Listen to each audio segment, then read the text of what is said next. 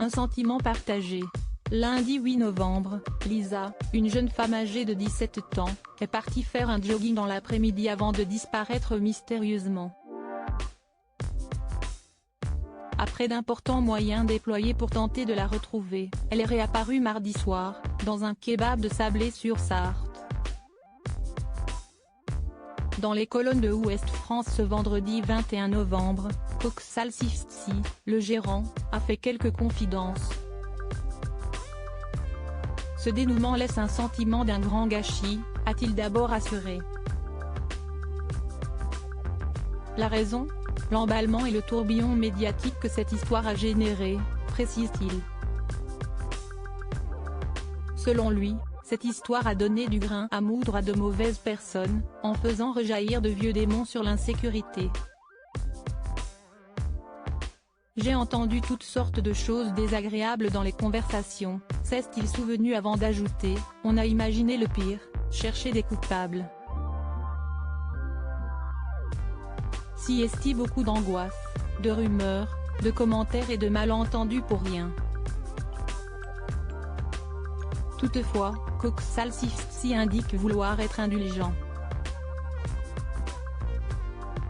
J'imagine qu'elle n'a pas mesuré les répercussions de ce mensonge, a-t-il conclu. Une histoire qui a beaucoup fait parler.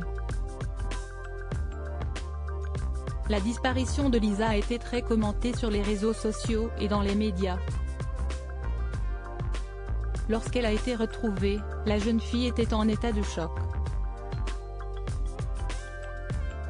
En la recueillant, j'ai simplement fait ce que j'avais à faire, rien de plus, a expliqué Guven qui travaille dans le kebab de Coxal Sifsi.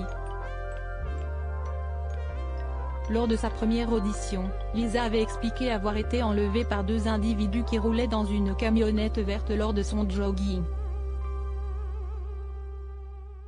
Elle disait ensuite avoir réussi à se libérer avant de se réfugier dans le kebab précédemment cité.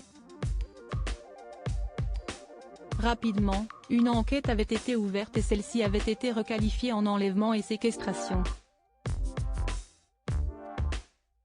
Un rebondissement de taille a eu lieu lorsque la principale concernée est revenue sur ses déclarations. En effet, elle a déclaré que ses blessures étaient d'origine accidentelle et qu'elles n'avaient pas été enlevées. Selon la procureure, Lisa a affirmé être « désolée d'avoir causé une mobilisation importante ». Elle est actuellement prise en charge par ses parents qui ont été informés de son mensonge. La jeune fille va faire l'objet d'une procédure pour dénonciation d'infraction imaginaire. Des faits passibles de 6 mois de prison et 7 500 € d'amende. Fausse disparition de Lisa, pourquoi a-t-elle tout inventé? Lors de leur enquête, les policiers ont découvert que ce n'était pas la première fois que Lisa avait affaire à eux. En effet, la jeune fille a évoqué un traumatisme survenu lors d'une précédente agression durant son audition. Celui-ci s'est déroulé en 2019 et la lycéenne a expliqué qu'elle se trouvait seule à son domicile et qu'elle était tombée nez à nez avec deux cambrioleurs.